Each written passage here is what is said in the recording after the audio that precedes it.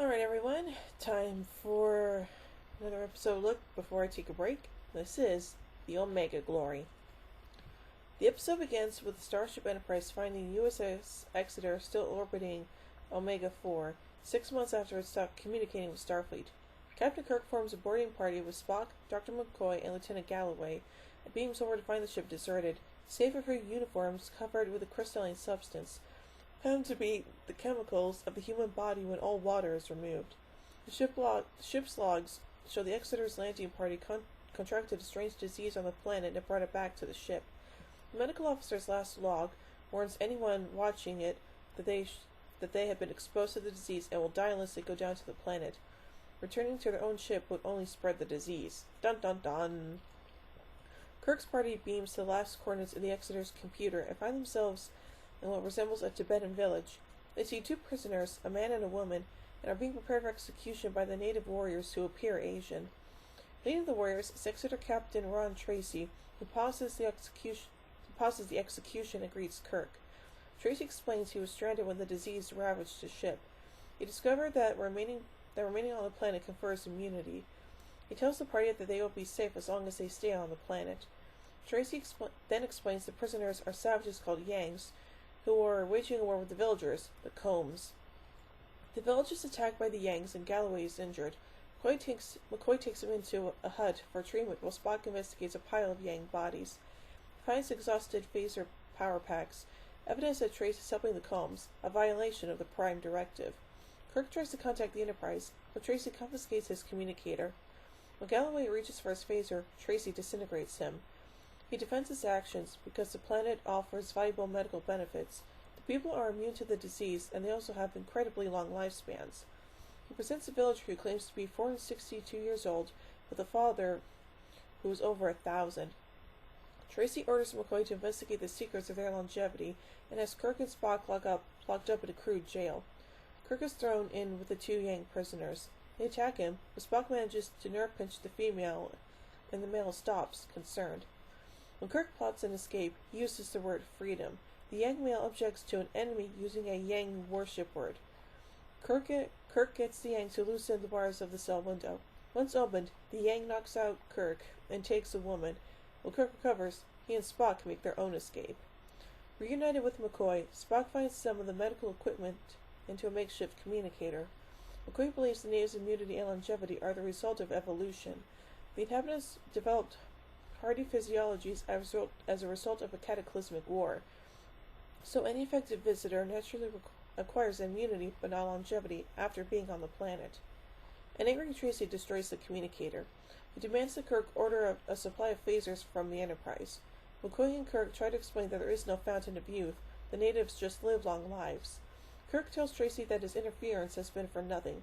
Tracy's mind snaps and he demands that Kirk order the weapons. Kirk calls Lieutenant Sulu, who insists on clarifying the situation before complying.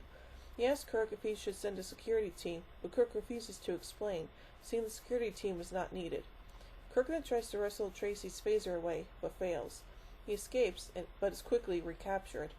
Tracy tries to shoot Kirk, but his phaser is out of power. The two fight over an axe when Yang warriors arrive and take everyone back to their village. Their leader, Cloud William, turns out to be the prisoner from earlier. Cloud produces a very old American flag and Asian manuscripts, from which he poorly recites the Pledge of Allegiance. When Kirk completes the pledge, the Yangs are shocked. Spock surmises that the cultures may have developed along very similar lines to Earth. Kirk speculates that the Combs were communists and the Yangs were Yankees. Apparently, the Omegans had a war similar to the Cold War between the Soviet Union and the United States. The conflict resulted in a war that destroyed both cultures many centuries earlier. Even Spock found the parallel between the two worlds to be almost too close. The Yanks decide to execute Kirk and his companions, but Tracy claims that Kirk and the others are evil. Tracy tells Cloud that Kirk was cast out of heaven and claims that Spock looks like an image of Satan in a Yang document.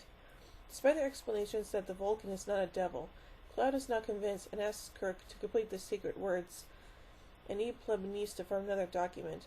Kirk doesn't understand the words and suggests that he and Tracy duel to the death, since good always triumphs over evil.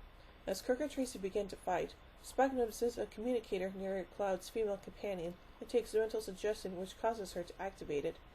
Soon, just as Kirk subdues Tracy, Sewell and his security detail beam down to investigate the situation. Kirk spares Tracy's life and takes him into custody to face Federation charges. The Yanks now believe Kirk is a deity and Cloud kneels before him, but Kirk refuses this and tells him to stand up. He looks over the ancient, crumbling document, which appears to be a version of the American Constitution. Kirk finishes the sacred speech, the preamble to the United States Constitution, and rebukes the Yanks for allowing the document to degrade. He declares that the words were not just for the Yanks, but for the Combs as well, declaring that they must apply to everyone or they mean nothing. Cloud doesn't fully understand, but swears to Kirk that the holy words will be obeyed. Before departing, Kirk takes one last proud look at Old Glory. Yeesh, well, that's some pretty heavy stuff, huh? Anyway, let's look at the production elements of this story. This story was originally offered by Roddenberry as an option for the second pilot titled The Omega Glory. The original script, while not significantly different in tone and message, did have some significant differences in characterization and background information. As the character of Dr. Leonard McCoy had not been created yet, the ship's surgeon is named Milton Perry, and in one version of the script it is Perry who attempts to use a metascanner to signal the Enterprise for rescue, only to be killed when Captain Tracy destroys the scanner with his phaser. Dr. Carter of the Exeter was also shown to be dissolving on screen. Yeesh. Oh, that kind of sucks, huh? Anyway, let's look at an analysis of this episode. According to author Daniel Leonard Bernardi in his book Star Trek in History, Racing Toward a White Future, like the Federation, the Coms have full command of the English language, although they speak with a homogenized Asian accent. The beginning of the episode thus shows that those with white skin can be uncivilized savages, and those with yellow skin can be civilized and rational. This would be counter to the hegemonic representation of Asians in the United States media. That diverse collective of peoples are consistently constructed in film and television as a menacing yellow horde. Bernardi goes on to say, the Omega Glory is not, however, a counter-hegemonic episode. In fact, the episode not only reveals an unwillingness to be critical of the hegemony of racist representations, but also systematically participates in the stereotyping of Asians. As the story progresses, the Yangs are constructed as noble savages. Their cause to annihilate the Coms is established as justified. The Coms, on the other hand, are constructed as brutal and oppressive.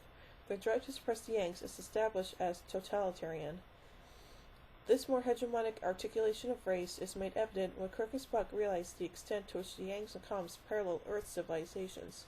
In this light, the Yangs are no longer savages, but noble warriors fighting for a just and honorable cause. They want to regain the land they lost in a war with the Asiatics. Alan W. Austin, professor of history at Misericordia University, writes that this episode, consciously and unconsciously, reflected a number of deep American anxieties that grew out of more than 2 decades of the Cold War. By the mid-1960s, some Americans began to critique what they saw as mindless nationalism. This unthinking patriotism had coalesced as a part of a liberal consensus grounded in confidence in the essential soundness of American society, as well as the assumption of a pervasive communist threat to the U.S. and its allies. Many supporters of the liberal consensus believe that economic growth and development will solve any remaining social inequalities while dampening class conflict. Like Bernardi, Austin discusses racial stereotypes in the episode. Citing Bernardi, he argues that, instead of considering the Yangs as noble savages, the Yangs can now be seen as an example of the result of mindless nationalism run amok, albeit still salvageable in Roddenberry's ever-optimistic view of the future. He adds, many of the qualities ascribed to the Yanks mirror terms used to describe the Yellow Peril at an early time in U.S. history. For example, Tracy, after knowing directly that the Yangs are white, describes them as vicious and deceptive enemies who could not communicate intelligibly.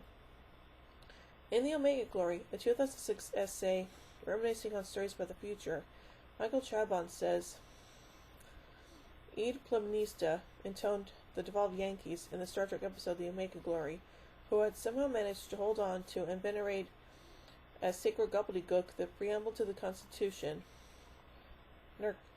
Norcon Forden Perfectinun. All they needed was a Captain Kirk to come and add a little interpretive water to the freeze-dried document, and the American way of life would flourish again. Yeah, I can agree with Yao on there. Well, a pretty interesting story nonetheless. I give the Omega Glory 4 warp cores out of 5. Well, join me in a little while as we meet the ultimate computer. So, until then, live long and prosper, everybody.